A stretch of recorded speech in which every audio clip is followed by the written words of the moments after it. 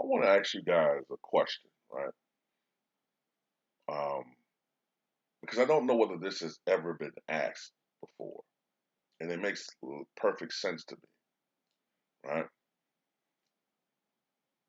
People keep harping about how LeBron needs to speak out about what's going on over there, right? Just yesterday, I think LeBron, or the day before yesterday, it was recent, he gave his thoughts on the outcome, the verdict in the Kyle Rittenhouse case, right?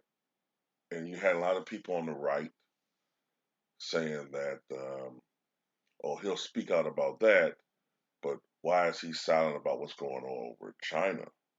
Why is he silent about what's going on with Taiwan? And why does he speak out about the temporary disappearance of the Chinese tennis star who accused a high-ranking government official in China of, improperly, you know, dallying with her, dilly-dallying with her. You know what I mean by that? Why does he speak out about that? So this is my thing. Why don't they ask Yao Ming to speak out? I mean, that's his native land. Yao Ming over there is, I would argue, is at least in the ballpark as far as popularity with LeBron James over here. I mean, he is the greatest Chinese basketball star in the history of China. I mean, when Yao Ming came over here in 2003, that was a big deal. A big deal, right? Now, if things are so horrible, and don't get me wrong, there are horrible things that are going on over there. But Yao Ming is from China. He's an actual citizen of China, right? Uh, why doesn't why don't they ask him to speak out about things that are going on over there? Why do they expect LeBron James to speak out about something that goes on approximately 13,000 miles away from him that he's not as knowledgeable about? LeBron James, being a black man from this country, is privy to a lot of the things that we go through with the black experience. No matter how rich he is, he still has memories. He still knows what it's like to be black. When people see the color of your skin, they don't know what your net worth is. They don't know oftentimes who you are even if they're looking right at you. They're just looking at the color of your damn skin. So you trying to tell me, like I said before, oh, because he's wealthy, that excludes him from having to deal with or talk about anything dealing with race, right?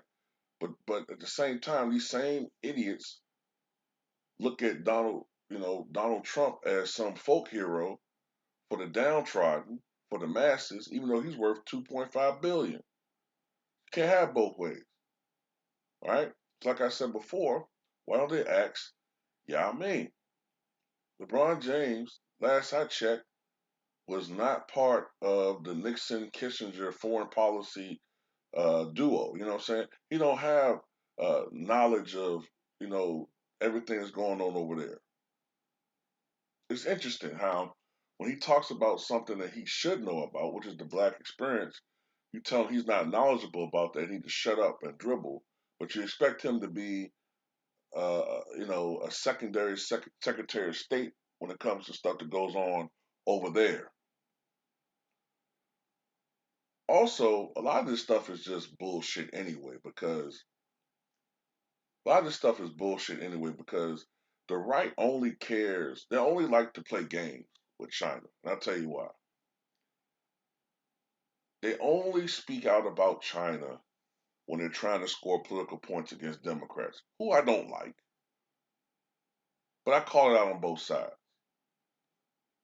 They like to play games because they know that the Democrats are often associated with socialism, which by definition some people associate with communism. Now, even though their economy is capitalist, the people who run China are communists. So they like to, when the Democrats are in control, they like to do everything they can to link the Democratic Party to China, which is what Shitlock and AKA Fatlock is doing with the garbage that he talks about with LeBron and the Democratic elite and all of that stupid shit he's talking about over there, right? But this is my thing. Who was the motherfucker that opened relations with China? Who is the motherfucker that opened relations with China? Wasn't FDR, wasn't Truman, wasn't Kennedy, wasn't LBJ.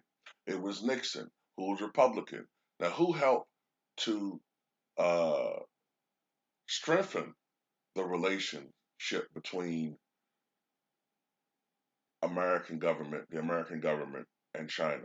Because if anything, Jimmy Carter kind of alienated the Chinese government when he was in power. He was a Democrat, but it strengthened again under Reagan and Bush.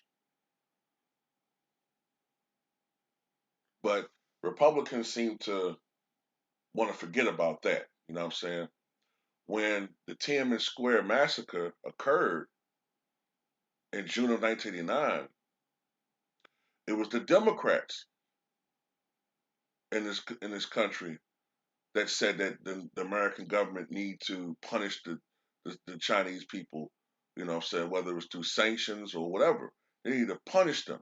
It was the Republicans who said no, we can't ostracize our relationship with China. Go look at the record. Go look at President Reagan and ex-President Nixon, and well, actually, at the time Reagan was ex-president too.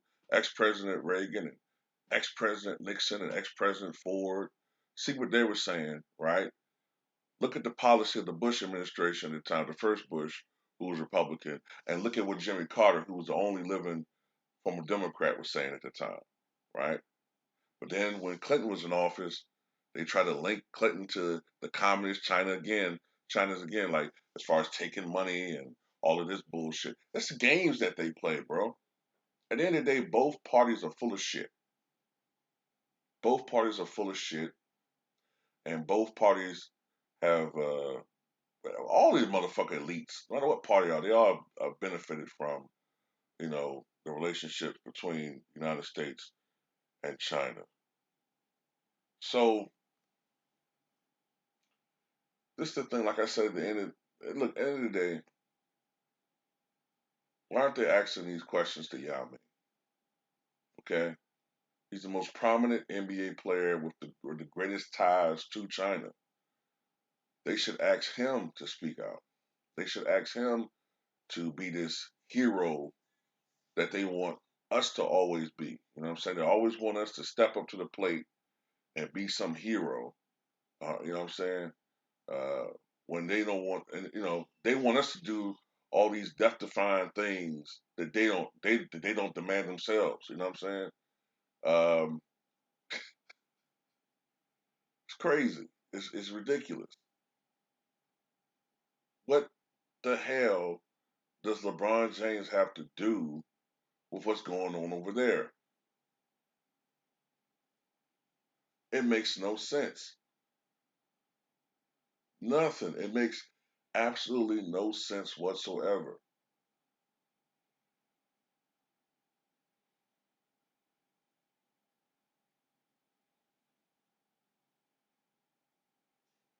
Let me just end this video on this note right here.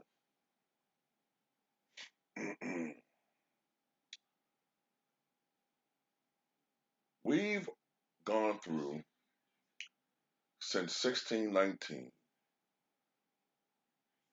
400 years of oppression, about 150 years, more or less, of slavery, another 100 years of Jim Crow. The greatest robbery when it pertains to uh, potential income of any group in the history of civilization We're owed as a group some $65 trillion, which we'll never receive. All we get is symbolism when it comes to justice. The symbolism, statues, buildings named after black heroes, uh, just interesting, that's all we get. Holidays and things of that nature. Nothing of real substance. And even in the course of everything that went on in the last year and a half, you have an infrastructure bill that was just passed that Joe Biden openly said should be very, very beneficial to Latino Americans.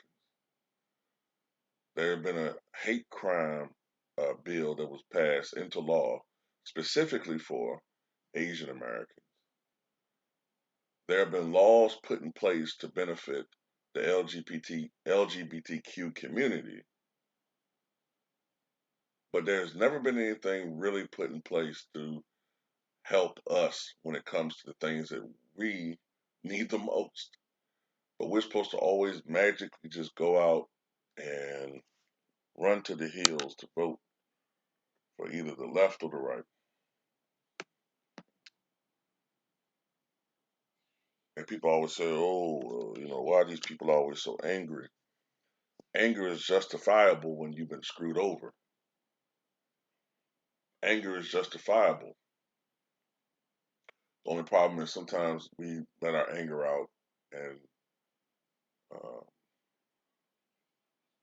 and we use it in an unproductive manner. But the anger is justified, and LeBron James is justified to point out some of the issues that are going on in this country. And if he chooses to be only a person that speaks out for the people who he can relate to, so be it. So be it, because people on the right do it.